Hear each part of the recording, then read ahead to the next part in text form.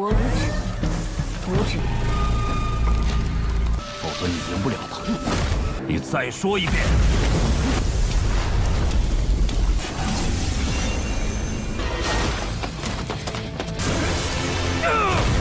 站住！别放手！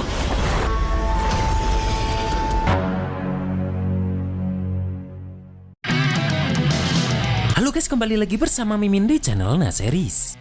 Bagaimana kabar kalian hari ini? Semoga masih pada sehat semua ya.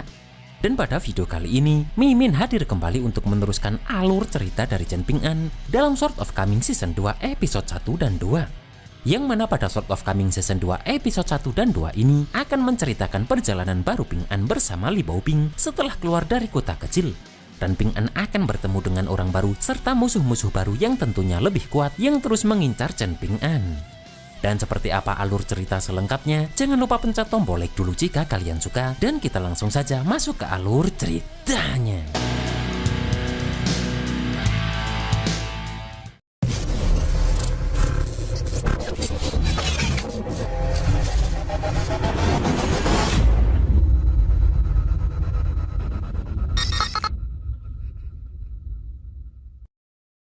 Di sini pun terlihat 3 orang dari dinasti Li datang ke rumah Song Jixin, yang mana mereka adalah permaisuri dinasti Li, Yang Hua, dan Jenderal Wang Yifu. Dan menurut permaisuri dinasti Li, orang yang biasanya mencuri hiasan tahun baru hanyalah Cui Chan. Terlihat mereka pun langsung masuk ke dalam rumah Song Jixin ini. Setelah menemukan buku di rumah Song Jixin pun, permaisuri dinasti Li bertanya pada Yang Hua berapa harga pasaran buku itu di dinasti Li. Di sini Yang Hua menjawab jika di dinasti Li, buku itu paling tinggi 60 koin. Permaisuri pun merasa jika sepertinya semakin agung ajaran orang bijak justru semakin tidak berharga. Akan tetapi menurutnya, meski kehidupan Song Jixin di sini belum layak disebut hidup orang kaya, namun dia cukup bebas dan santai. Dan bagi Yang Hua, permaisuri sudah membuat Song Jixin, anak permaisuri ini, batinnya menderita serta menggembleng tubuhnya. Akan tetapi menurut permaisuri, anak yang benar-benar menderita adalah yatim piatu di sebelah rumah ini atau Chen Ping'an. Sedangkan anaknya yaitu Song Mu atau nama lain dari Song Jixin tidak bisa disebut susah. Kemudian permaisuri meminta Yang Hua mengambil beberapa lembar kitab kuno di Jalan Fulu itu. Karena yang dia tahu di dalamnya ada sihir kecil yang menarik. Terlihat permaisuri pun langsung membacakan mantra di dalam kitab itu dan mengambil jimat di dalamnya. Dan setelah itu terlihat sebuah portal yang muncul. Di sini permaisuri masuk ke dalam portal itu dan sekarang berada di rumah Ping'an. Permaisuri pun penasaran siapa sebenarnya orang yang menulis kitab ini. Saat di rumah Ping'an pun permaisuri merasa jika ada orang yang memang bernasib baik yang mana diacak seperti apapun tetap saja akan menikmati hidup. Namun ada yang bernasib hina dan sejak lahir ditakdirkan menderita. Dan bagi permaisuri, sebelum kelak Ping'an datang untuk membalas dendam kepadanya, maka Ping'an akan berurusan dengan Gunung Yunxia, Gunung Zhenyang, dan Danau Sujian dulu. Dan saat Ping'an bertemu permaisuri ini, entah itu sudah tahun berapa nanti.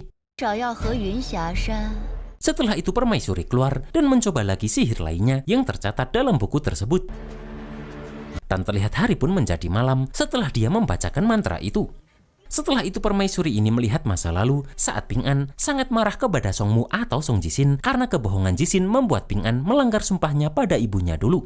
Dan menurut permaisuri ini, sumpah bocah hina seperti Ping'an tidak ada harganya. Di sini pun permaisuri ini juga melihat jika ternyata dulu Song Yuzhan melihat kejadian ini.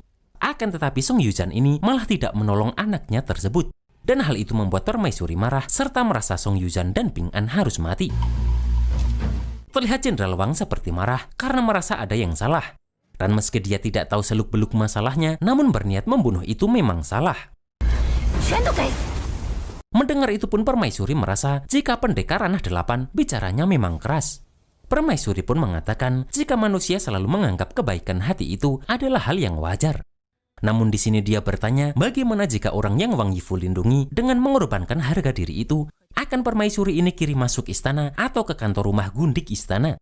Mendengar itu pun Jenderal Wang merasa jika dirinya memang anjing yang hina dan tidak boleh menggonggong sembarangan. Dan Jenderal Wang pun akan menuruti perintah permaisuri ini, bahkan rela mengorbankan nyawanya. Di sini pun permaisuri ingin memenggal kepala 2 orang hari ini. Yang pertama adalah kepala pejabat pengawas lama Song Yuzhang, dan yang satunya lagi adalah pemilik rumah ini, yaitu Chen Ping'an.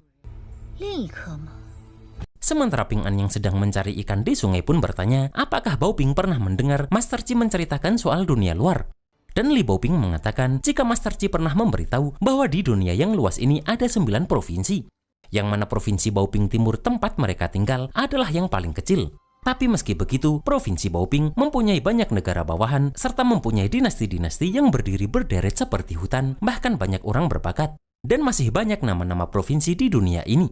Kemudian Li Baoping memberitahu jika menurut peta mereka harus mengikuti sungai Tiefu dan terus ke arah selatan. Kemudian setelah melewati Gunung Cidun, mereka akan sampai ke sebuah tempat bernama Kota Hongzhou. Yang mana lewat jalur air, maka perjalanan mereka menuju dinasti Sui jauh lebih cepat. Setelah itu Baoping meminta Ping An untuk mengajarkan cara memancing dan menangkap ikan. Akan tetapi Ping An yang akan melakukan semua itu karena tugasnya adalah menjaga Baoping sampai ke akademi Shanya. Namun Baoping teringat perkataan Master Chi jika mengembara untuk belajar itu harus siap menderita dan harus memanggul kotak buku di punggung sambil mengembara melewati gunung dan sungai sekaligus mengasah pengetahuan, yang mana keduanya tidak boleh kurang satupun. Mendengar itu pun Ping An berjanji jika setelah lewat hutan bambu dia akan membuat kotak buku dari bambu untuk Baoping. Karena perjalanan ini sangat lama dan jauh yang mana mereka pasti akan bertemu hutan bambu. Bahkan mungkin mereka juga bisa melihat gunung setinggi langit yang diceritakan Liu Xianyang serta sungai yang paling luas. Akan tetapi Ping An berpesan jika nanti dirinya mengalami kecelakaan dan sudah tidak berada di sisi Baoping lagi, maka Li Baoping tidak boleh takut. Karena meski gunung-gunung itu tampak tinggi, namun asalkan menguatkan diri, maka Li Baoping pasti benar-benar bisa sampai ke kaki gunung. Terlihat Baoping menangis, merasa Ping An akan meninggalkannya. Karena Baoping hanya sendirian dan pasti dia akan kebingungan. Akan tetapi maksud Ping An, Li Baoping ini pasti akan sampai ke akademi Shanya.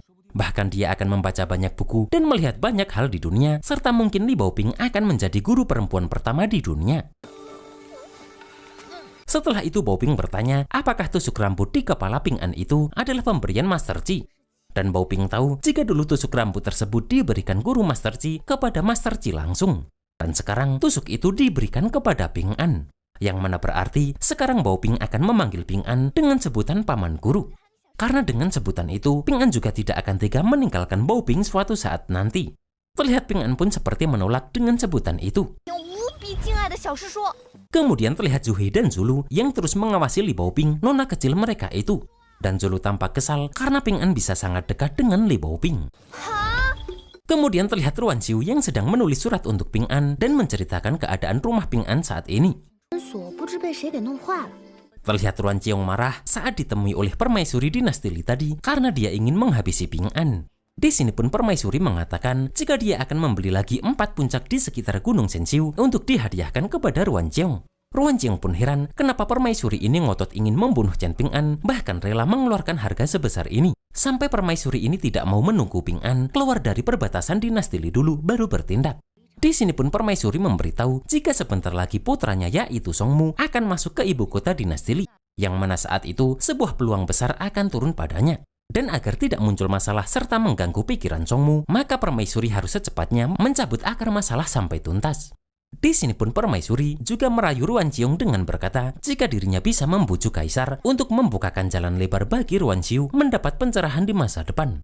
Bahkan tak hanya dia saja, karena guru besar Cui Chan dan raja negara bawahan yaitu Song Changjing akan membantu Ruan Xiu mencapai pencerahan.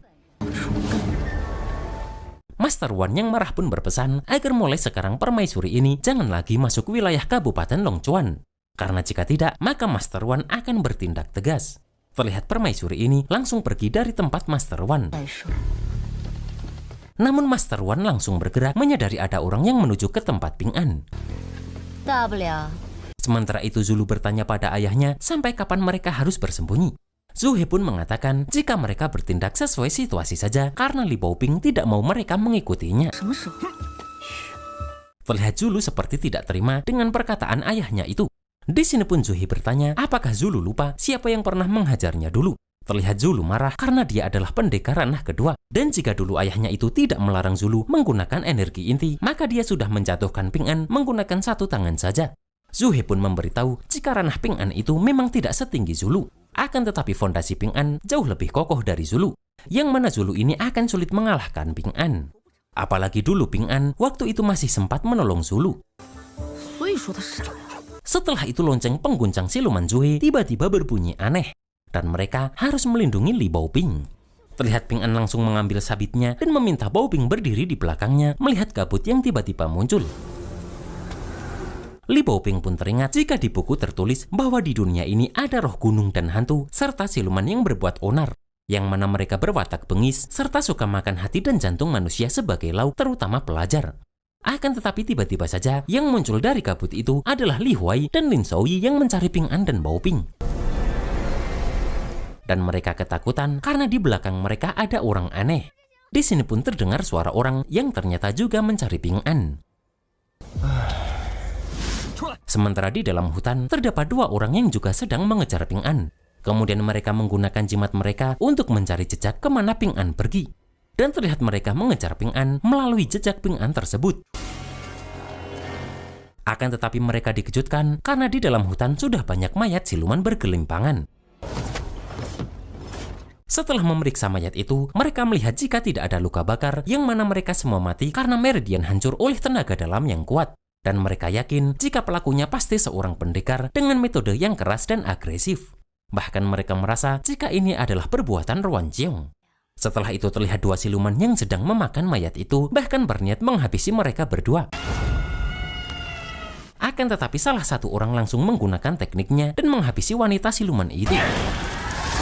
Sedangkan siluman satunya langsung dihabisi menggunakan pedang. Sementara terlihat seseorang dengan membawa keledainya yang sudah mencari Ping An, yang mana orang itu bernama Ah Liang. Dan Ah Liang ini mengaku jika dirinya adalah seorang pendekar pedang. Namun untuk saat ini belum ada pedang yang pantas untuknya, yang mana Ah Liang terpaksa menggunakan pedang kayu sebagai pengganti. Dan juga untuk mempermalukan semua pemakai pedang di dunia ini. Di sini pun Ah Liang ini berniat mengantar mereka sampai ke gerbang Yifu di perbatasan dinasti Li. Ping An pun bertanya bagaimana Ah Liang ini bisa tahu rute perjalanan mereka. Namun Ah Liang hanya berkata jika itu karena dia adalah orang hebat. Setelah itu pun terlihat Zulu dan Zuhe ini keluar melihat Ah Liang ini.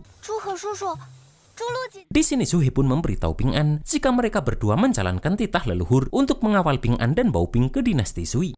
Di sini pun Baoping meminta maaf karena takut Ping An tidak suka dengan mereka, yang mana Baoping menipu mereka agar mereka pergi ke gerbang timur kota. Di sini pun Zulu ini mengajak Ah Liang untuk sparring. Kemudian Ping An bertanya apakah Ah Liang ini kenal dengan Master Wan. Ah Liang pun mengatakan jika dia sudah lama mendengar nama besarnya. Bahkan dia mendengar jika putrinya semakin cantik dan menawan. Master Wan yang ternyata sudah di sini pun terlihat marah mendengar perkataan Ah Liang tersebut.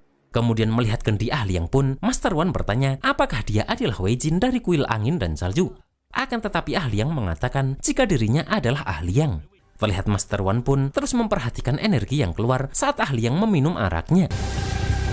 Melihat itu pun, Master Wan meminta untuk minum 2 teguk. Dan terlihat Master Wan langsung minum setelah dipinjami kendi itu. Di sini pun Master Wan mendengar jika orang bilang Wei Jin terjerat urusan cinta. Dan di dalam labu pemelihara pedang ini tersimpan energi pedang murni yang sangat kuat dan dahsyat serta memancarkan aura kesedihan. Yang mana karena itu Master Wan yakin jika orang ini pasti Wei Jin itu.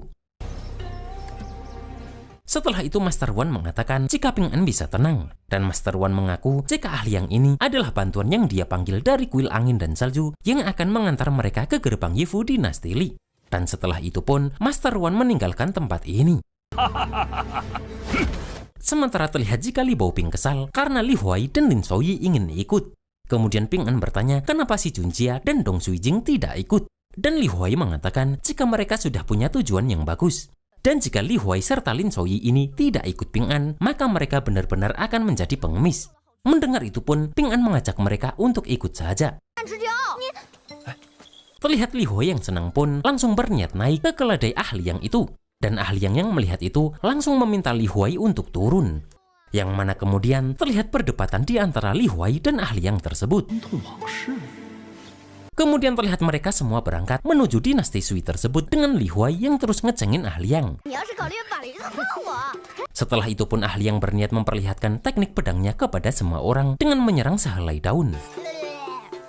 Akan tetapi daun itu tidak terpotong sedikit pun yang membuat Li Huai merasa jika Ah Liang ini hanya omongannya yang besar.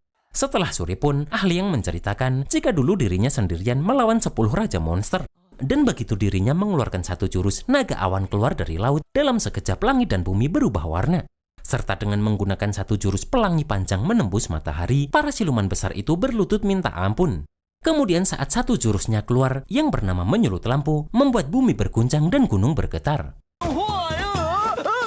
Saat malam tiba pun ahli yang mengatakan jika tadi sore suasana hatinya sedang jelek yang membuat latihan pedangnya kurang memuaskan. Dan ahli yang memberitahu jika ahli pedang sejati harus lihat suasana hati. Yang mana ahli yang tidak terlalu berbakat ini baru semangat saat badai dan hujan turun. Terlihat ahli yang sangat kesal melihat mereka semua yang seperti tidak percaya dengan ucapannya tadi.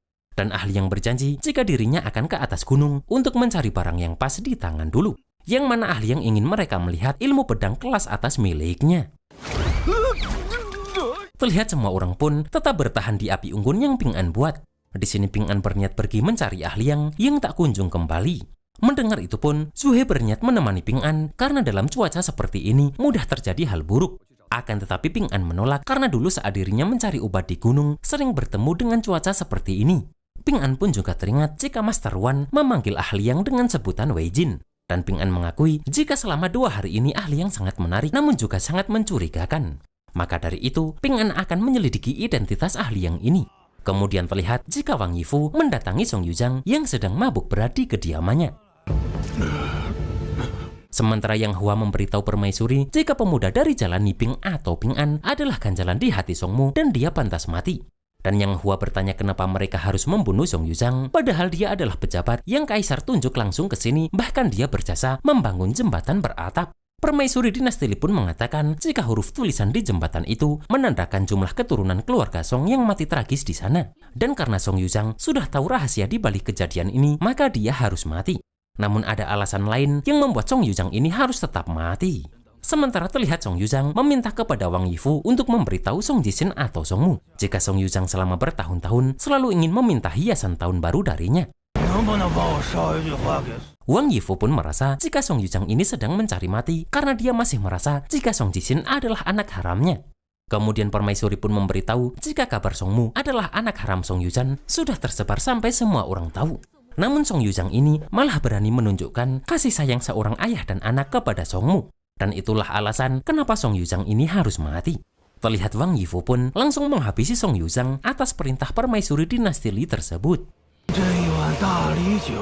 Dan permaisuri masih menunggu Wang Yifu membunuh orang satunya, yaitu Chen Ping An. Sementara di tengah badai besar, Ping An pun naik ke gunung untuk mencari ahli yang. Akan tetapi yang dia temui bukanlah ahli yang, melainkan orang bertopeng tadi. Di sini pun salah seorang itu mengatakan jika Ping An tetap tinggal di sisi pendekar itu, mungkin masih bisa hidup beberapa hari lagi. Akan tetapi Ping An yang terlalu berhati-hati malah mengantarkannya pada kematian.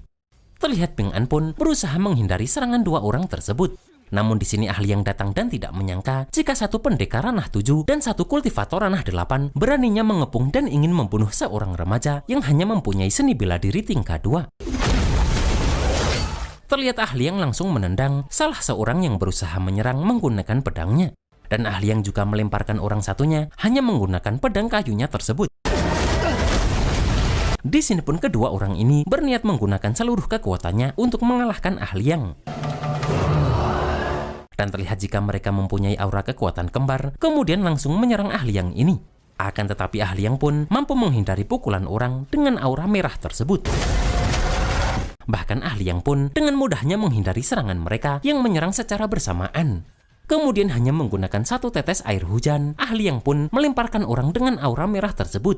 Setelah itu pun, ahli yang juga dengan mudah menghindari serangan pedang orang dengan aura ungu. Terlihat ahli yang seorang diri pun terus menghindari serangan 2 orang bertopeng itu. Dan ahli yang seperti mempermainkan mereka berdua ini. Kemudian sambil terus menghindar, ahli yang pun mengatakan jika sebelum datang ke sini, dirinya pernah bertemu pendekar muda yang jauh lebih menarik dari Ping An. Yang mana dia sering melafalkan sebuah puisi yang berbunyi jika pria kasar marah melihat ketidakadilan. Dan pedang abadi di dada terasah serta terkikis oleh waktu. Terlihat menggunakan pedang kayunya itu, ahli yang langsung menghabisi mereka berdua. Kemudian ahli yang bertanya apakah menurut Ping An puisi tadi sangat cocok dengan cuaca seperti ini. Yang mana itu dibaca pelan-pelan setelah membunuh orang. Sementara di tempat lain, terlihat Ning Yao bertanya pada tetuanya sebelum ahli yang pergi, dia sempat mengatakan sesuatu atau tidak. Dan tetua itu mengatakan jika ahli yang bilang dia akan pergi menemui seorang pemuda, yang mana pemuda itu mengambil barang yang sangat diinginkan ahli yang. Dan ahli yang pun juga sudah meninggalkan satu hadiah yang berbentuk monster besar. Kemudian ahli yang memberitahu Ping An jika dia mencari Ping An demi tusuk giok di kepala Ping An itu. Terlihat Ping An pun ketakutan setelah mendengar hal tersebut, yang mana Ping An semakin bertanya-tanya siapa sebenarnya orang di depannya ini.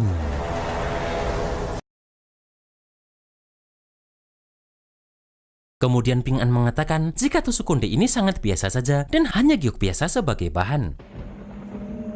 Ping An pun bertanya apa yang diinginkan ahli yang ini. Dan Ping An meminta ahli yang tidak menyakiti teman-temannya. Ahli yang pun mengatakan jika dilihat sekilas, tusuk konde itu cuma perhiasan biasa milik sarjana dan itu juga bukan milik Ping An. Dan jika dilihat dengan cermat, itu adalah barang yang disimpan Chi Jingjun selama bertahun-tahun. Yang mana ahli yang yakin jika di dalamnya terdapat sebuah rahasia. Bahkan mungkin itu adalah simbol untuk mewariskan aliran sastranya. Dan ahli yang bertanya apakah benda itu pantas berada di kepala Ping An. Terlihat Ping An pun berniat memberikan tusuk konde tersebut. Di sini pun ahli yang mengatakan jika benda itu adalah peninggalan guru Chi Jingjun sekaligus juga peninggalan Chi Jingjun. Yang mana jika Ping An sendiri yang mematahkannya, maka ahli yang tidak akan membunuh Ping An. Terlihat Ping An pun memilih untuk menyerang ahli yang. Dan melihat itu ahli yang merasa jika sifat Ping An memang agak mirip dengan Chi Jingjun.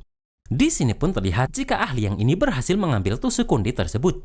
Ahli yang pun sudah menduga dari awal jika dengan temperamen cendekiawan miskin dan sifat Chi Jingjun, maka mewariskan tusuk konde sederhana ini malah masuk akal. Kemudian ahli yang memberikan tusuk konde itu kepada Ping An dan meminta Ping An tidak melakukan hal bodoh lagi. Karena nyawa lebih penting dari benda mati. Serta hidup adalah kebenaran terbesar di langit dan bumi. Yang mana selama masih hidup pasti masih ada harapan. Dan tidak peduli apapun yang terjadi di masa depan, Ping An tidak boleh kehilangan harapan pada dunia ini. Di sini pun Ping An bertanya apakah ahli yang ini kenal dengan Master Chi. Terlihat ahli yang pun teringat dengan Chi Jingjun dulu yang memintanya mengajari teknik pedang karena seniornya yaitu Cui Chan selalu mengerjainya. Kemudian ahli yang memberitahu jika Chi Jingjun yang kecewa pada dunia ini adalah urusan Chi Jingjun sendiri. Sedangkan Ping An jangan meniru hal itu. Apalagi Ping An belum benar-benar melihat baik dan buruknya dunia ini. Ahli yang pun juga memberitahu jika Ping An sudah mengambil sesuatu yang ahli yang kira sudah menjadi miliknya. Bahkan ahli yang sudah mengukir satu huruf di tempat itu. Namun saat ahli yang kembali, dia malah melihat pemandangan suram begini. Dan di sini ahli yang berjanji akan menghajar Ping An jika dia tidak bisa mengukir 2-3 huruf di sana.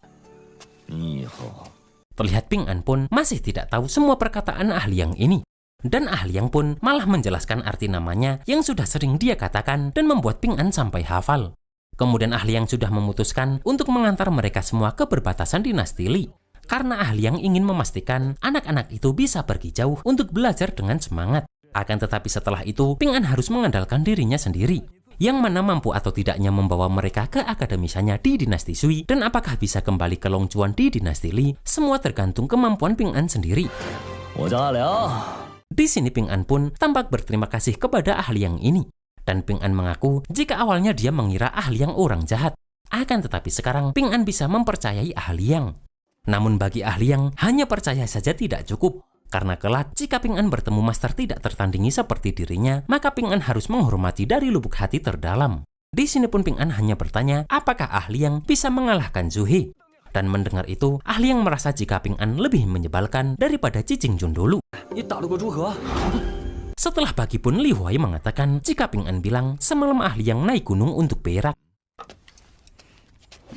Terlihat ahli yang pun langsung menjewer Li Huai karena tidak percaya kata-katanya. Li Huai yang kesakitan pun mengatakan jika ahli yang tampan dan baik hati. Dan Li Huai mengaku jika dirinya punya seorang kakak perempuan yang mana dia akan memperkenalkan kepada ahli yang jika ahli yang melepaskannya. Dan kakaknya itu bernama Li Liu. Serta meski namanya jelek, tapi orangnya sangat cantik. Karena bahkan Lin Shouyi dan Dong Suijing menyukai kakak Li Huai ini. Terlihat ahli yang pun langsung memeriksa lautan kehidupan Li Huai ini. Dan setelah melihat, ahli yang pun menyadari jika dari kecil Li Huai sudah ditempa oleh master hebat. Kemudian ahli yang bertanya calon mertuanya itu bernama siapa. Di sini pun Lin Shouyi memberitahu jika ayah Li Huai ini bernama Li Er, yaitu tukang mabuk yang sangat terkenal di kota kecil. Bahkan Li Huai sering diejek orang karena kelakuan ayahnya itu. Melihat Lin Shouyi seperti sedang memikirkan sesuatu, Ah Liang pun memberikan araknya itu kepada Lin Shouyi untuk minum seteguk. Akan tetapi saat akan meminum 2 tegukan, Ah Liang pun mengambil lagi. Karena menurutnya, jika tidak serakah, baru ada kenikmatan dalam meminum itu. Akan tetapi terlihat Li Huai berusaha merebut arak itu karena dia ingin mencoba minum. Sementara Li Baoping sedang memberi makan keledai Ah Liang dan dia yakin jika Ping An sebentar lagi akan kembali serta ingat dengan janjinya. Di sini pun Zulu penasaran Ping An sedang bermalas-malasan di mana dan dia merasa jika Li Baoping nonanya itu diperlakukan tidak baik oleh Ping An karena hal ini. Sementara terlihat jika Zhu He sedang memperlihatkan kepada Ping An harta pusaka hadiah leluhurnya yaitu lonceng pengguncang siluman. Kemudian Ping An bertanya kenapa Zhu He memanggil Ping An ke tempat ini. Di sini pun Zhu He meminta Ping An tidak mengambil hati atas kesalahpahaman Ping An dan Zulu karena Ban San Yuan dulu. Dan dalam pengawalan kali ini, Zhu He dan Zulu memang tidak terlalu hebat. Akan tetapi mereka berdua sangat setia dengan Li Baoping. Ping An pun merasa lega karena ada Zhu He dan Zulu ini. Di sini pun Zhu He menyadari jika Ping An ini tidak hanya memiliki fisik yang kuat, namun karakternya juga tenang dan teliti. Yang mana karena itu wajar saja jika Ping An bisa menahan serangan dari Ban San Yuan dulu. Bahkan jika itu Zhu He sendiri, dia tidak akan punya nyali sebesar itu. Setelah itu Zhu He memperlihatkan tekniknya sambil berkata jika dalam kenaikan tingkat seni bela diri tanpa ditempa di batas hidup mati pasti tidak bisa melangkah jauh. Dan jika tidak bisa mendaki ke atas dengan satu gerakan, maka itu hanya akan mengikis semangat. Zhu He pun memberitahu jika tubuh Ping An sudah ditempa dengan hebat dan tidak kalah dengan anak bangsawan yang tumbuh dalam ramuan obat. Serta sekarang Ping An sudah berada di ranah embrio tanah liat yang mana dia akan segera mencapai tingkat kedua dalam seni bela diri yaitu janin kayu. Dan Zhu He berpesan agar energi yang sudah susah payah dikumpulkan ini jangan sampai hilang begitu saja. Kemudian terlihat burung-burung berterbangan setelah lonceng itu berbunyi. Dan Zhu He mengajak kembali karena merasa tidak boleh lama-lama di tempat ini. Sementara di hutan pun terlihat Wang Yifu melihat mayat dari 2 orang bertopeng tersebut.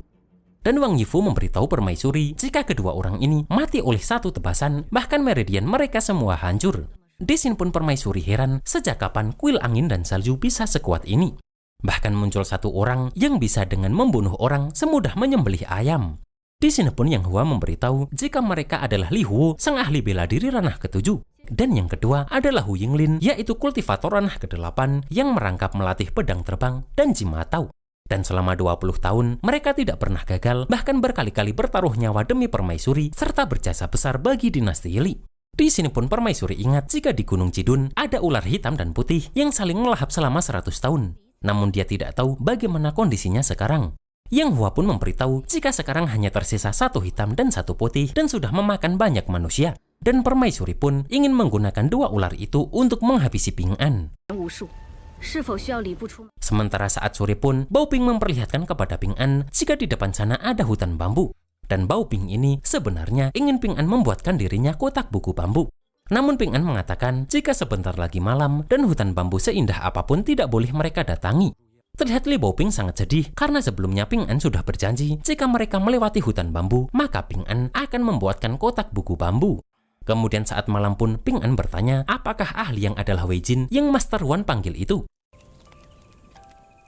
Namun menurut ahli yang disebut Wei Jin itu terlalu gila minum arak tidak seperti dirinya. Dan ahli yang mengatakan jika ahli yang mengajari Wei Jin itu teknik pedang kelas atas, yang mana dia langsung mendapat pencerahan dan langsung berkultivasi secara tertutup. Dan kendi labu itu adalah upah dari Wei Jin tersebut. Sementara keledai itu ahli yang hanya membantu untuk mengurusnya saja. Saat ahli yang memberikan arak itu kepada Ping An, terlihat Ping An pun menolaknya. Karena bagi Ping An, orang yang berlatih bela diri tidak boleh minum arak. Kemudian Ping An pun mengaku jika sebenarnya dia takut tidak bisa melakukan perjalanan jauh ke dinasti Sui kali ini. Namun menurut ahli Ping An sudah melakukannya dengan cukup baik.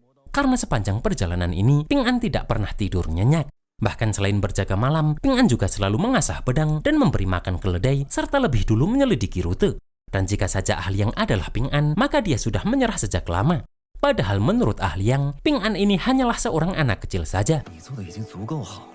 Kemudian saat hari berganti pagi, terlihat Li Baoping sudah bangun, sementara yang lainnya masih tertidur. Namun di sini Li Baoping dikejutkan karena sudah ada kotak buku bambu di depannya. Dan melihat Ping An yang sedang berlatih pun, Li Baoping ini langsung menangis karena ternyata Ping An menepati janjinya. Terlihat Li Baoping langsung memeluk Ping An dan meminta maaf karena sudah salah paham sebelumnya. Namun Ping An merasa Li Baoping menangis karena dia tidak suka dan karena kotak buku buatannya itu kurang bagus. Namun Li Baoping mengatakan jika dirinya sangat suka, bahkan tidak ada yang lebih dia sukai dari itu. Dan melihat itu ahli yang merasa jika hati manusia seperti tumbuhan yang selalu tumbuh ke arah matahari. Setelah itu terlihat jika mereka semua meneruskan perjalanan mereka menuju perbatasan dinasti Li. Dan di tengah perjalanan pun Li Huai merasa lapar, bahkan karena saking laparnya dia seperti ingin makan tanah. Namun di sini Li Huai dikejutkan karena Ping An seperti benar-benar makan tanah. Di sini Ping An mengatakan jika ular dan tikus punya jalan masing-masing. Dan Ping An membaca arah angin dan air serta makan tanah untuk memasang jebakan. Setelah itu pun Ping An memberi Zuhe dan semua orang sandal rumput karena jalan di gunung susah dilalui. Namun Zulu yang masih kesal dengan Ping An pun menolak pemberian Ping An tersebut. Kemudian saat berada di depan gunung Cidun pun, Zuhe menyadari meski dirinya adalah petarung ranah kelima, namun dia belum pernah keluar dari kota kecil dan kurang pengalaman bertarung. Yang mana jika harus melawan makhluk aneh, takutnya dia akan susah menang. Maka dari itu, untuk berjaga-jaga, Zuhe akan membakar satu jimat persembahan Dewa Gunung. Namun menurut ahli yang, jimat itu tidak sanggup menanggung bobot aksara Yue. Dan ahli yang menyarankan Zuhe untuk menulis aksara Yue yang lain saja, agar tidak gagal mengundang dewa dan malah membuat Dewa Gunung murka. Di sini pun Zuhe bertanya apakah Gunung Cidun ini benar-benar ada dewa tanah atau dewa gunung yang bersemayam. Karena energi jahat di tempat ini masih kuat sekali. Akan tetapi ahli yang mengatakan jika dewa gunung dan tanah tidak selalu orang baik. Sementara terlihat Li Baoping cemas karena Ping An belum juga kembali. Di sini pun Zuhe meminta ahli yang mencari Ping An, sementara dirinya akan meneruskan menyelesaikan ilmu mengubah tanah menjadi gunung ini. Sementara Ping An yang berada di tengah hutan pun melihat kulit ular yang sangat besar. Bahkan Zuhe juga dikejutkan karena loncengnya juga berbunyi keras. Terlihat Zuhe pun langsung memasang jimat untuk memanggil dewa tersebut. Kemudian Zuhe langsung membawa Li Baoping lari melihat ada pohon ambruk karena besarnya angin tersebut. Kemudian dewa tanah itu muncul sambil berusaha menghajar Zuhe karena Zuhe memanggilnya. Padahal dewa tanah sudah bersusah payah bersembunyi selama ratusan tahun dan menunggu sampai dinasti Li menobatkan dewa tanah resmi. Yang mana dewa tanah ini akhirnya terpaksa keluar karena dipanggil oleh Zuhe. Dan menyadari siapa siluman yang datang, dewa tanah pun meminta Zuhe menghadapi sendiri sepasang hewan itu. Terlihat Zuhe pun bingung, dewa tanah ini sedang sembunyi dari siapa. Namun di sini muncul ular besar hitam yang langsung mendekati mereka. Dengan cepat pun Zuhe langsung menghantam ular tersebut. Dan Zuhe terus menggunakan pukulannya untuk bisa mengalahkan ular hitam ini. Namun di sini Zuhe pun terlempar setelah terkena sabetan dari ekor ular itu. Sementara terlihat dewa tanah itu lari melihat tulisan yang dipasang Zuhe mulai bersinar. Kemudian mereka pun sudah terpojok dan tidak punya jalan untuk lari. Di sini pun dewa tanah mengatakan jika dirinya adalah salah satu dari dewa tanah. Yang mana jika ular itu memakan dirinya, maka para dewa tanah resmi pasti akan memberi ular ini pelajaran. Kemudian terlihat juga ular putih yang adalah istri dari ular hitam ini muncul dari belakang mereka. Terlihat dewa tanah ini pun sudah pasrah dengan apa yang akan terjadi. Di sini pun terlihat kedua ular itu mengeluarkan suaranya yang menyakitkan telinga. Akan tetapi bagi Li Baoping, dia masih punya paman guru terbaik di dunia ini, yaitu Ping An. Dan karena itu, Li Baoping tidak takut kepada mereka. Terlihat Ping An yang datang pun langsung menyerangkan celuritnya ke arah ular putih yang berusaha menyerang Li Baoping. Dan kemudian Ping An mengajak mereka untuk segera lari. Namun terlihat ular hitam itu datang dan menghalangi jalan mereka. Terlihat Ping An pun langsung menghadapi ular putih yang masih bisa bangkit kembali. Meskipun Ping An harus terluka karena berusaha menahan ular putih tersebut. Kemudian Ping An mengalihkan perhatian ular putih yang berusaha mengejar mereka semua. Di sini pun Ping An menyadari jika di dalam gunung itu sepertinya ada ruang kosong. Kemudian terlihat Ping An langsung terlempar karena ular putih itu menyerang secara tiba-tiba.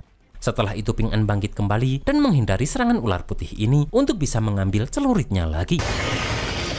Dengan cepat Ping An mengambil celuritnya itu dan terus menghindari serangan dua ular ini.